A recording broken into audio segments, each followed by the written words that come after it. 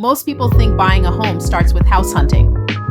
But real talk, it starts with preparation. Faith opens the door, but strategy gets the keys.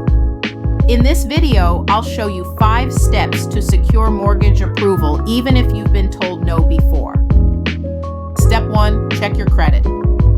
Know your score and clean up errors early. Your credit tells lenders your story. Make sure it's the right one. Step 2, manage your debt. Keep your debt to income ratio below 40%. Less debt means more approval power. Step 3, gather your documents. Gather your pay stubs, W-2s, and bank statements. Order brings clarity and favor follows order. Step 4, get pre-approved. This is your ticket to strong offers and confident decisions.